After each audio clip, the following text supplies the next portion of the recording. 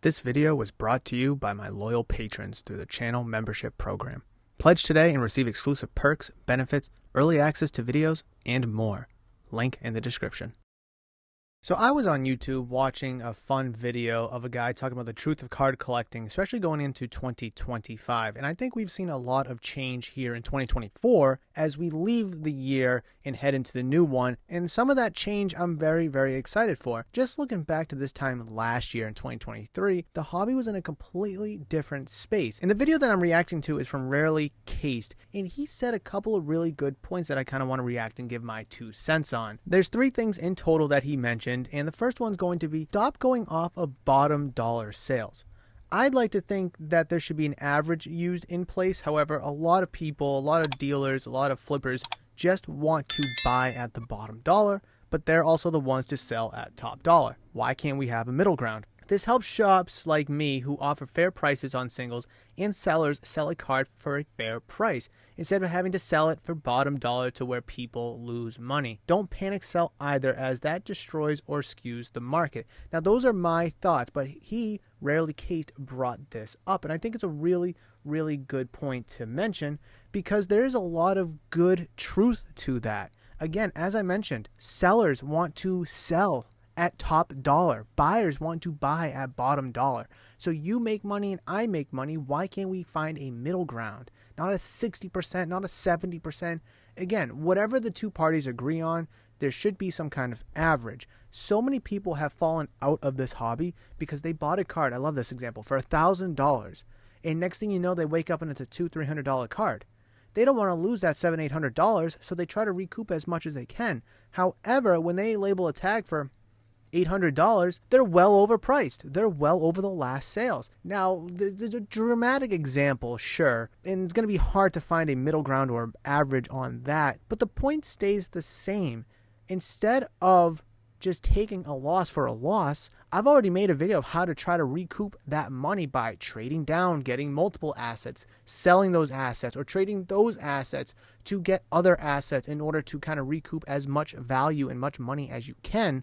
But at the end of the day, so many people don't want to make deals because they don't want to lose money. And that's the principal foundation of this point, is people don't want to lose money. Listen, nobody wants to lose money, and I totally get that, myself included. And that's why I think if we can find a middle ground, a fair market value, a true fair market value, an average of sorts, I think we could really see a lot of promising change as we proceed into the new year. The second point that he mentioned was so many people are trying to make money. And what I have to say to that is, that's true. So many people want to make top dollar. Again, this kind of goes back to the first point.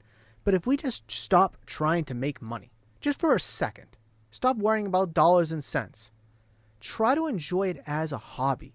Have fun. That's what hobbies are. They're about having fun. And a hobby should be a hobby, not a business. And if you can make money along the way, that's great. That's fantastic. But don't let the money be your sole focal point in this space. And again, it has corrupted so many people, and it's one of the many reasons why so many people have gone out of this hobby. Again, they're not seeing the dollar signs flow through.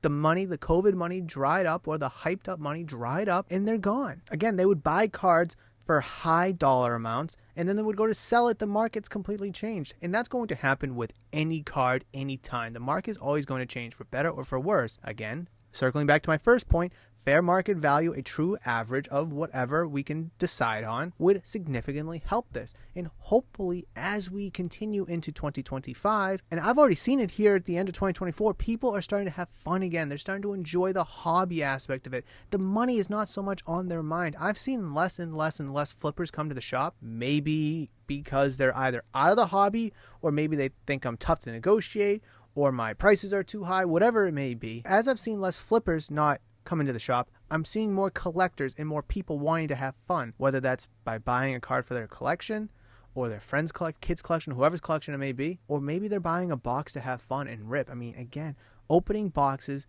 is a foundational pillar in this hobby. That's where all the singles come from that we love to buy, sell, and trade. So they got to come from somewhere, and someone's got to open those boxes. And a lot of people are having fun opening boxes again. And that is one of the beauties that I've seen as we end 2024. And I think that's going to be a trend that continues in 2025. So in his video, Rarely Cased, he kind of mentioned the hype of PSA. And I've talked about that so many times. And I'm not going to focus on the PSA hype grade with other people as much as I probably should, but I definitely have already had. I do kind of want to indulge on that point more and kind of expand on it. Stop doing what influencers, breakers, or what other people tell you to do in this hobby. Enjoy this hobby for yourself.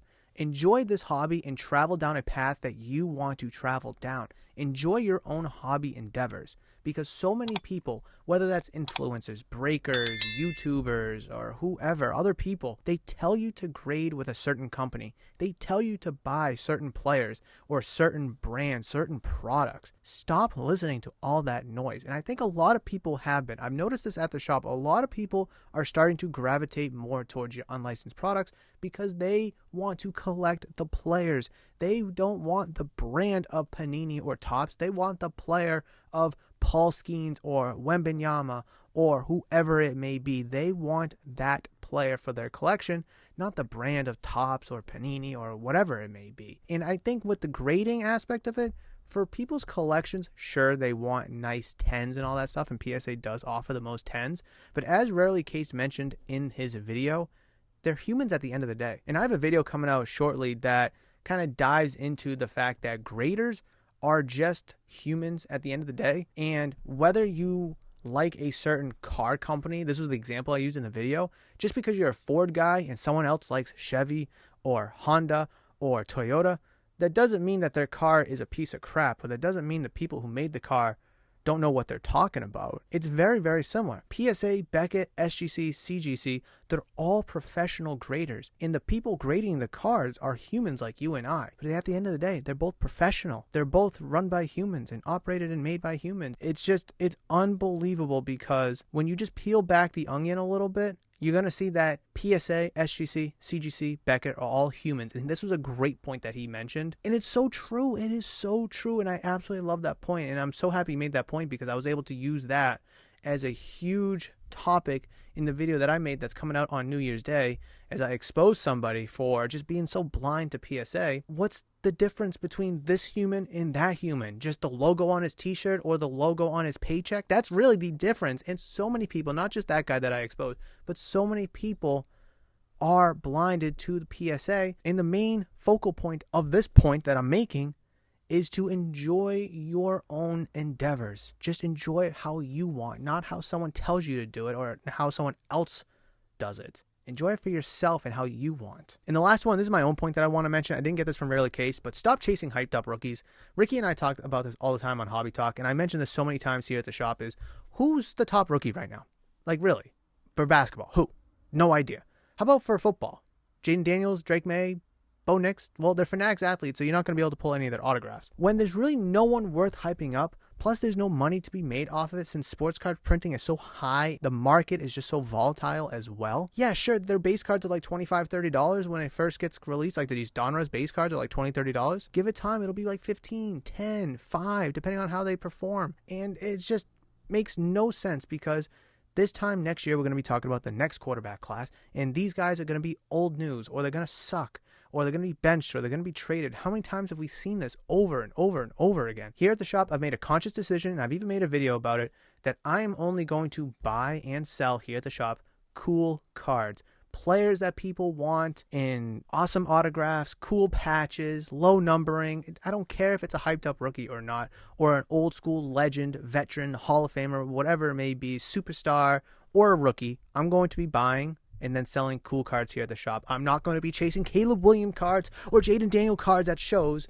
just to sell them, because in soon time, no one's going to be talking about those guys. Not nearly as much, at least, when they're no longer rookies. Well, at the end of the day, I thank Rarely Cased for giving me the idea to make this video. It was awesome to kind of react to his video, but ultimately, it was awesome to hear his thoughts. Go check out his video. Go check out his channel. He has no idea that I made this video myself, but he is the sole reason why I was able to make this video here on my channel. So I hope you enjoyed it. This reaction, this breakdown, this whatever we want to call it. But going into 2025, guys, just open your minds, be open to something different, collect how you want to collect, and at the end of the day, have fun. So hopefully you're able to do that. Hopefully you can also like, comment, and subscribe if you enjoyed this video. Let me know down below. Do you agree with me? Do you disagree with me? What are your thoughts, comments, concerns, anything like that? Again, leave those down in the comment section below, as I love to read and reply to any and all of them. And once again, subscribe, check out the channel membership program to be able to watch this video and other videos early before the public. Plus, you get exclusive perks and benefits that the public does not get. Without further ado, that will wrap it up for this video. I've queued up an excellent video right there for you guys that I do believe is going to be excellent for your hobby endeavors. Hopefully, I'll see you in that one.